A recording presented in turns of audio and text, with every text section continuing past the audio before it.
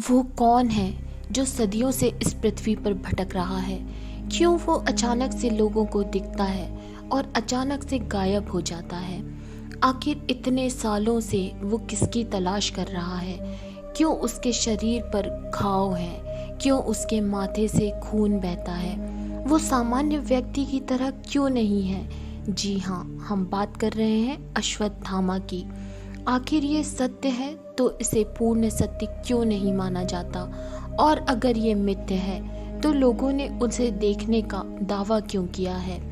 महाभारत का इतिहास छुटला पाना मुश्किल है और उससे भी ज़्यादा मुश्किल है अश्वत्थामा के जिंदा या मृत होने के सत्य को झुटला पाना।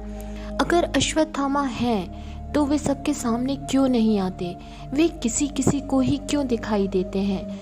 महाभारत काल में आखिर ऐसा क्या हुआ जिससे कि अश्वत्थामा अभी तक पृथ्वी पर भटक रहे हैं? इसके सभी पन्ने महाभारत में ही मिलना संभव है। तो चलिए जानते हैं अश्वत्थामा के जिंदा या मृत होने के सत्य के बारे में। अश्वत्थामा का जन्म गुरु द्रोणाचार्य के घर में हुआ था। जब इनका जन्म हुआ तो इनके गले से घोड़े के हिनहिनाने का स्वर निकला और इसी कारण से इनका नाम अश्वत्थामा रखा गया।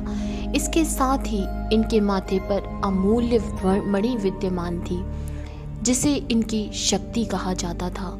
ये शूरवीर थे, पराक्रमी थे और बहुत ही उम्दा योद्धा थे। इन्होंने अपने पिता के साथ मिलकर कौरवों का महाभारत में साथ दिया और ये युद्ध में विजयी होने ही वाले थे।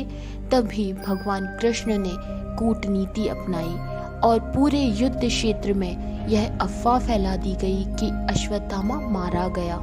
यह सुनकर गुरु द्रोणाचार्य अस्त्र शस्त्र त्याग कर दुखी हो गए।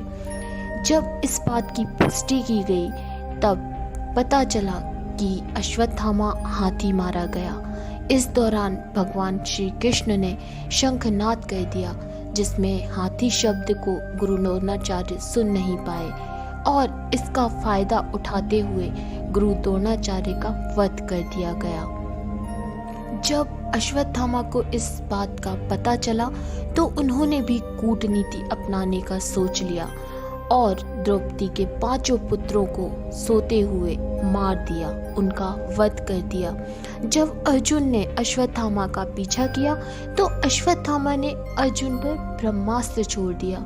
अश्वत्थामा को ब्रह्मास्त्र छोड़ना तो आता था लेकिन वापस लौटाना नहीं और उन्होंने ब्रह्मास्त्र का रुख बदलकर प्रद्युम्न की पत्नी उत्तरा के गर्भ की ओर मोड़ दिया और इसी बात से क्रोधित होकर भगवान श्री कृष्ण ने अश्वत्थामा को श्राप दिया कि वे कलयुग के अंत तक भटकते रहेंगे, उन्हें मृत्यु नहीं मिलेगी और उनके माथे से मणि भी निकाल ली और इस वजह से उनके माथे से लगातार खून बहता रहता है।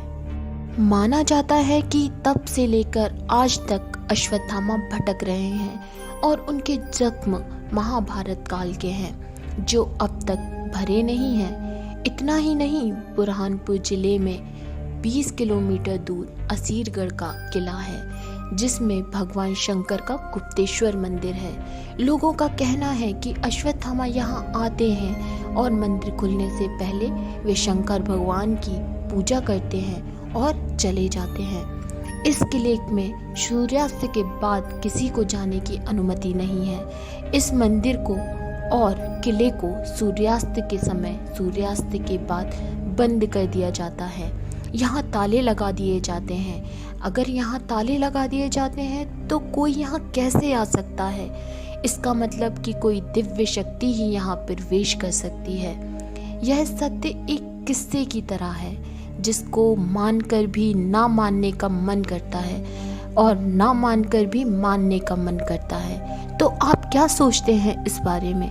कमेंट करके ज़रूर बताएं। आज के लिए इतना ही, जल्दी मिलेंगे अगले वीडियो के साथ। तो दोस्तों, अगर आप इस तरह से और भी रोचक तथ्य जानना चाहते हैं और तरीके की जानकारी जानना चाहते हैं तो हमसे जुड़े रहें और हमारे चैनल को सब्सक्राइब करें। वीडियो के लिए नोटिफिकेशन के लिए बेल बटन को दबाएं जिससे कि